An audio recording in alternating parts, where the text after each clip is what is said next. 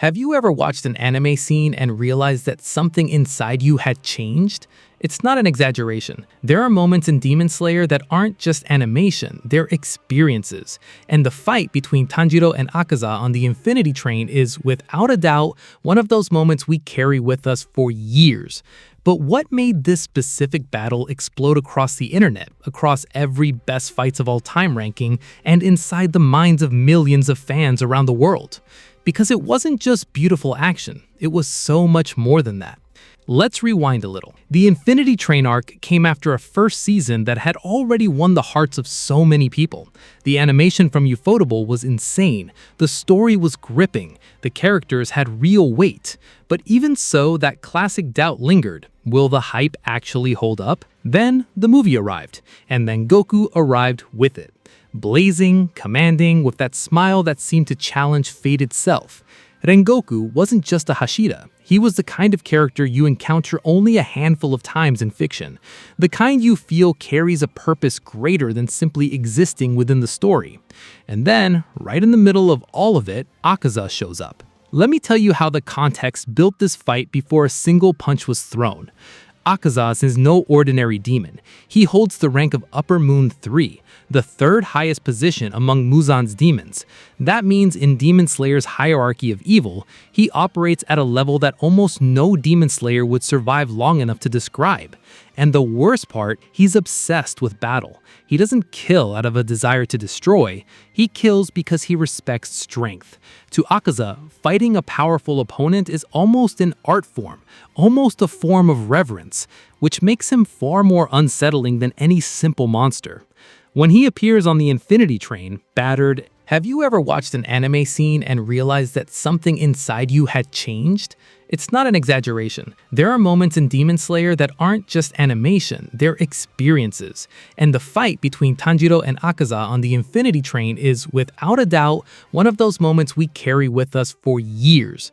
But what made this specific battle explode across the internet, across every best fights of all time ranking, and inside the minds of millions of fans around the world?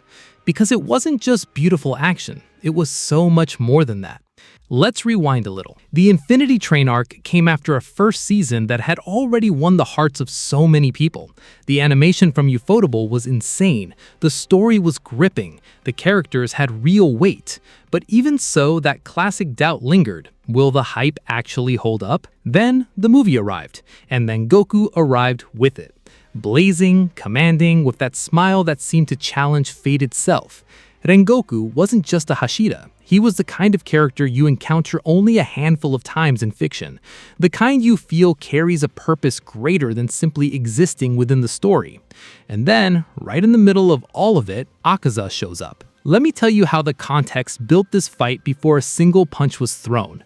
Akaza is no ordinary demon. He holds the rank of Upper Moon 3, the third highest position among Muzan's demons. That means in Demon Slayer's hierarchy of evil, he operates at a level that almost no Demon Slayer would survive long enough to describe.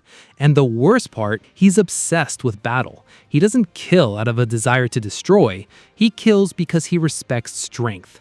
To Akaza, fighting a powerful opponent is almost an art form, almost a form of reverence, which makes him far more unsettling than any simple monster. When he appears on the Infinity Train, battered, exhausted, after everything they'd just been through, Rengoku chooses to face this nearly invincible being, and Tanjiro watches this fight as if staring up at the stone ceiling of human limitation itself. Take a breath, because what comes next is where the fight transcends action and becomes something almost philosophical. Rengoku and Akaza engage in a battle that goes beyond the physical. It's a clash of worldviews, two completely opposite ways of facing existence. Akaza offers Rengoku something very few ever receive, the chance to become a demon, to abandon human fragility and achieve a strength that never ages, never tires, never dies.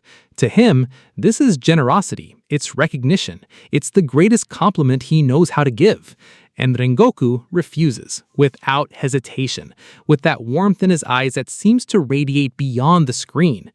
Growing old and dying is what makes human life so beautiful. That single line could be the entire script, because in just a few words, Rengoku captures everything Demon Slayer wants to say to the world. The beauty lies precisely in the finite, in the effort that exists knowing that time is limited, in the flame that burns brightest because one day it will go out. The battle itself is visually from another planet. Ufotable delivered animation that is still referenced today as one of the highest technical peaks in anime history. The fire effects, the fluidity of the movements, the way the camera tracks every impact. It feels like you're inside the fight, absorbing every blow. But what elevates this animation into a work of art is how perfectly it synchronizes with the emotion of the scene. Every movement Rengoku makes is a statement. He's bleeding, his arm compromised, a hole through his lung, and still he pushes forward.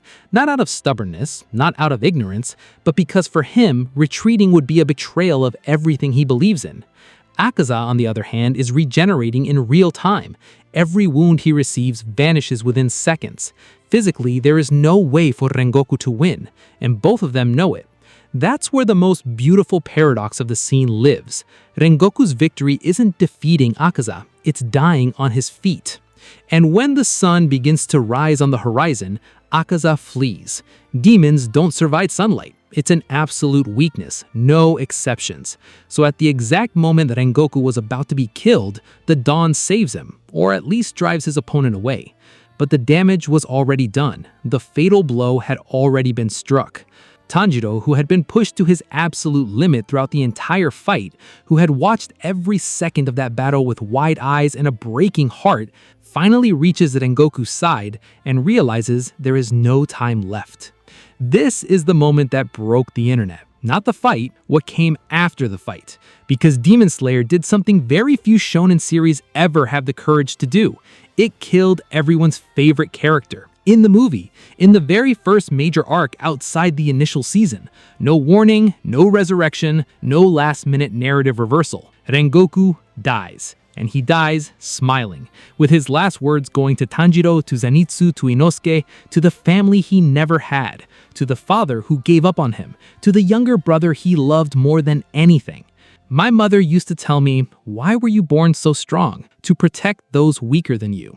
If you didn't cry at that scene, I respect it, but I don't believe you. The cultural impact of this fight was staggering on every level. The film Demon Slayer Mugen Train became the highest grossing film in Japanese history in 2020, surpassing even Spirited Away by Miyazaki, which had held that record for nearly 2 decades. When it reached other countries, it kept breaking records. It became a global phenomenon that no one in the anime industry had seen coming at that scale. But the numbers only tell part of the story. What really happened was a phenomenon of collective identification. People who had never watched the single anime went to the theater because of word of mouth. Longtime fans cried as if they had lost someone real. Social media exploded with theories, tributes, fan art, and compilations. Akaza became one of the most fascinating villains in modern anime, not because he's unbeatable, but because he has depth, he has a story, he has pain. And Tanjiro, who walked away from that fight physically and emotionally destroyed, also walked away transformed, because watching Rengoku die that way didn't weaken him. It lit a flame inside him that will burn all the way to the end of the series.